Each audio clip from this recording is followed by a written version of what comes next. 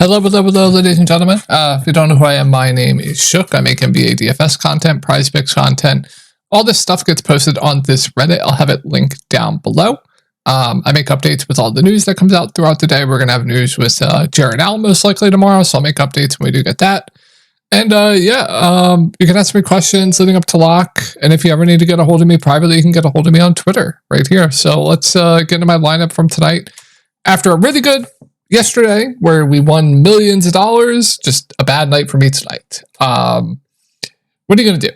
T.J. McConnell finally came down to earth. Just unfortunate stuff. So, yeah, we're going to get right into the slate. My core today was Isaiah Hartenstein. He got his minutes trolled because Alec Burks was playing extremely well, which I said there could be a possibility he was in the rotation. He nuked the slate. So they kind of just played Precious and Isaiah Hartenstein at the 5 basically, and played a lot of Burks, so that hurt Hartenstein, right? And it hurt Precious. So who else did I have core? Jokic was my flag plant in GPPs, so that's gonna help people who are still alive. It was Hartenstein, Precious. Told everyone to get to at least one at Dante, Josh Hart.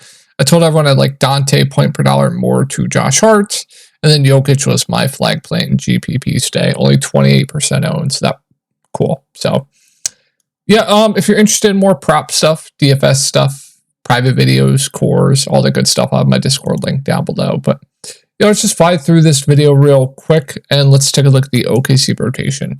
So, I'm assuming they're just going to start Aaron Wiggins tomorrow. I don't see the reason to start Josh Giddey. He just doesn't fit this series at all. Like, he's absolutely cooked, especially on the defensive ends. Like, I would assume they just start Wiggins here, or Kaysen, I guess. So, like, I mean, if Giddey starts, just don't play him. He's a really bad play. I would expect them to kind of run a similar rotation. Just give more minutes to guys like Kaysen, Isaiah Joe, Aaron Wiggins, those type guys. Giddey is just absolutely cooked in this series.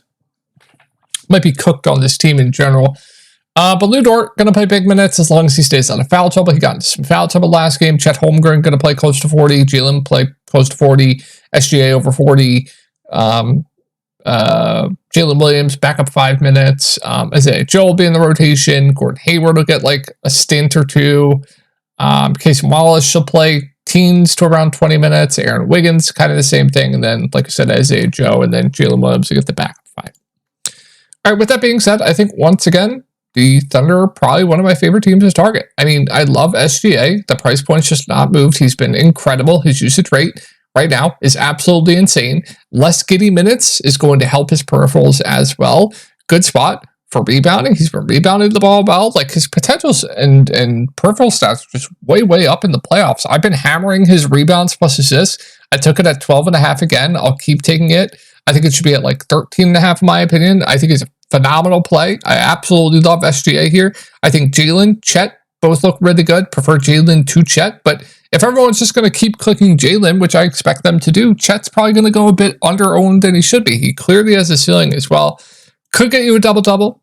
Unlikely, but could. Good shot blocker. Can go for like 3 to 4 blocks in a game. That's when he really has his ceiling games, is when he goes for those stock games. So, like, I really like Chet. I really like Jalen. I really like SGA. I think Chet's probably going to be the lowest owned of the bunch. He would be your pivot in GPPs.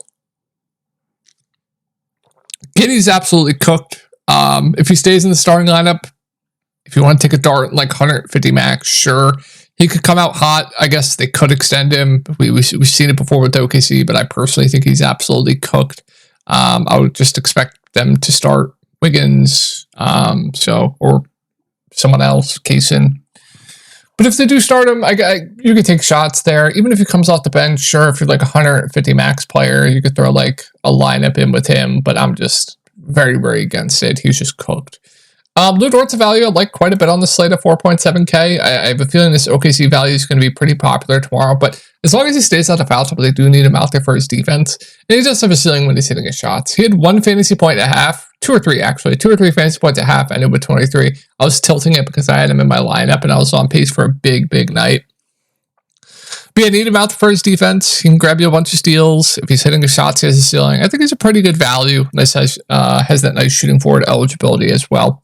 And then here we get into the other values. So I have a feeling these values are going to be popular tomorrow. Wiggins, Casey Wallace, maybe Jalen Williams picks up some ownership. I mean, I think they're all pretty solid values. I think they kind of want to give a run to these bench guys, Wiggins, Kaysen.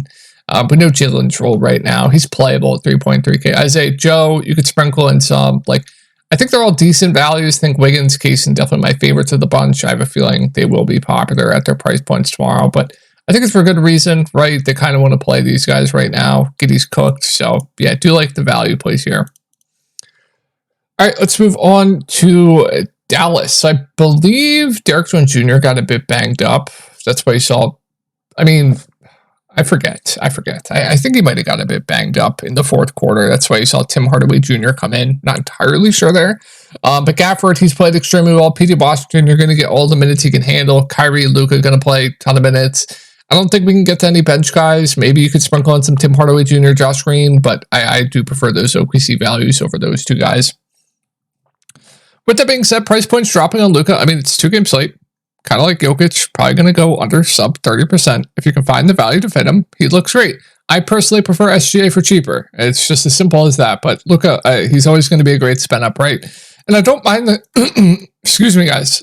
I don't mind the price point on Kyrie Irving. Taking a look at like other price points, I always just prefer like Donovan Mitchell at a similar price point, especially if Jared Allen's out.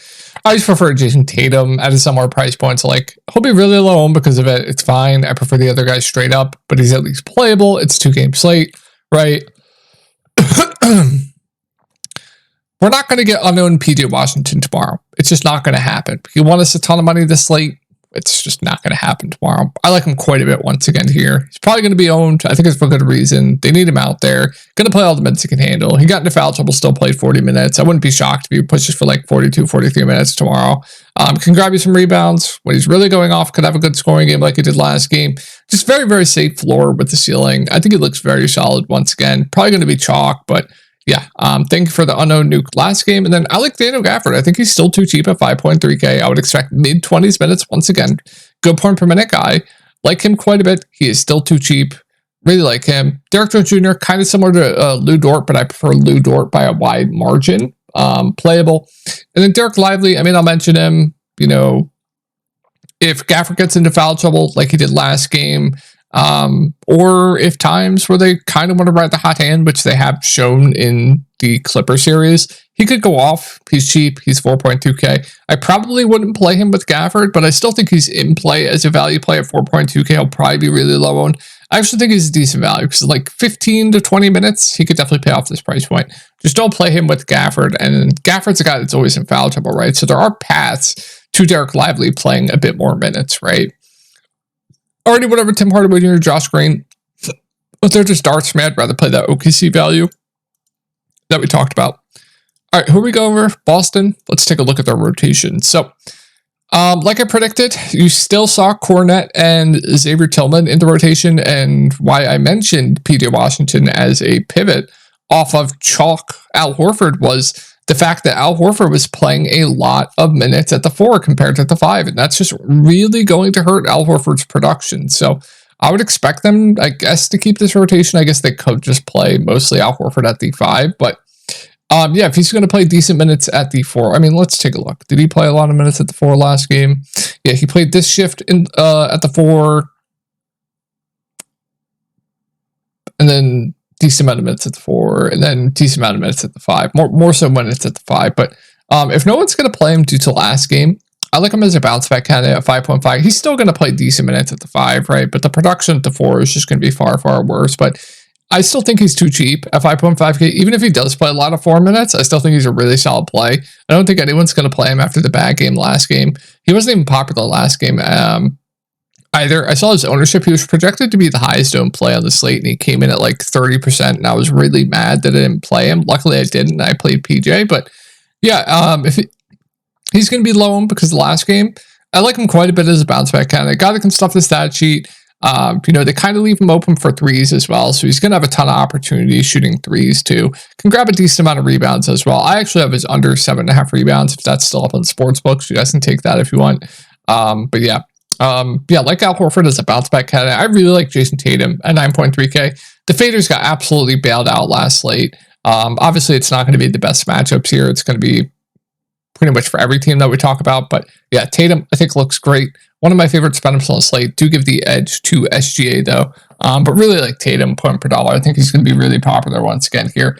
Jaylen Brown, I think, is decent at 7.8K as well. Clearly has a ceiling. Every Boston guy just had a bad game last game outside of Tatum. Like him as a bounce back candidate. Derek White's a guy I've been fading every single slate. I think he's been one of the worst plays in the slate at his ownership every single slate. If he comes in popular, I want absolutely nothing to do with it once again here. But if he's low owned tomorrow, I like him. But if he's chalk, I don't want anything to do with him. Drew Holiday 5.6 does seem a bit too cheap as well. I think he's decent. And then I like the value. I like Peyton Pritchard. I think he's decent contrarian value. I've been on him heavy the last two slates. He smashed. I would expect some more minutes here. Really good point per minute guy off of the bench. Good scorer as well. Can stuff the stat sheet. I think he's a really solid value at 4.1K. Definitely prefer him. Like if the OKC value is chalky and Peyton Pritchard's not chalky, I'd rather just play Peyton Pritchard, right? Cornette will get some backup 5 minutes, but with them mixing in some Tillman, doesn't really stand out to me. Sam Hauser not getting much run right now. Hard to go there, but playable. And I think that's going to be it. Let's move on to Cleveland. All right, so obviously the big news is going to be Jared Allen, right? So if Jared Allen is in, then I still think Mitchell's a good contrarian spin up. I think nobody's going to click on him with Jared Allen in. He does get a boost with Jared Allen out, but I would like him quite a bit in GPPs if Jared Allen, what am I saying? With Jared Allen in, sorry. Evan Mobley, Jared Allen themselves would get huge downgrades. Wouldn't like those guys with Jared Allen in. Would just be more contrarian plays for me. Garland gets a downgrade, but still playable. Kind of a similar play to like Drew Holiday, but I would prefer Darius Garland to Drew Holiday. Max Strus gets hurt, but still playable. Going to play big minutes. Not going to do much out there. And then Karis LeVert would be playable. I'd be completely off Isaac Okoro. Dean Wade, why is he? I guess we'll monitor Dean Wade as well. I'll make updates.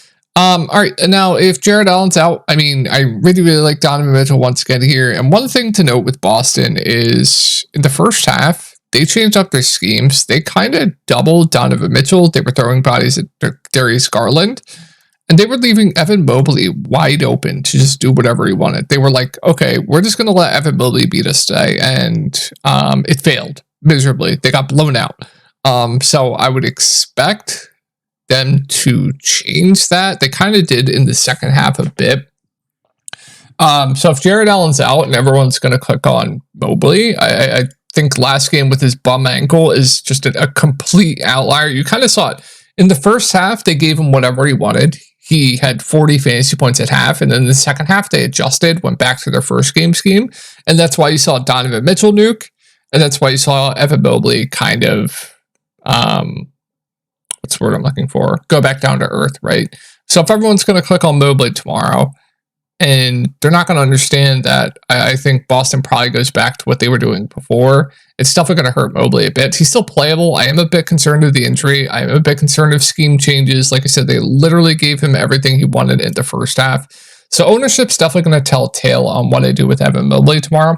And then I like Darius Garland a ton if Jared Allen's out. Shot attempts weren't there, but JB Bickerstaff has been on record saying that they really need to get Darius Garland involved a bit more. Stat sheet stuffer, rebounds last game, definitely a bit of an outlier, but I like his ceiling at low ownership. I don't think he'll be popular. And then Max Strus is playable at 5K. And then I like Karis LeVert quite a bit once again here. I played him here, in the Orlando series. Faded him here, I played him here. I think I played the last 3 slates, but good point per minute guy off the bench that should play low to mid 20s minutes. Those are the value plays I like in the playoffs, targeting good point per minute guys off the bench. T.J. McConnell, even though he had a bad game tonight, but yeah, really like Karis LeVert if Allen's out, still playable if in, and then Okoro would be a solid value. And then I guess we'll monitor Dean Wade. It's not going to impact much. He's been out forever, right? I don't know if I get too much else here. I think that's it. We'll monitor the Allen news, and I will make updates on Reddit as always, and I will talk to y'all in the next video.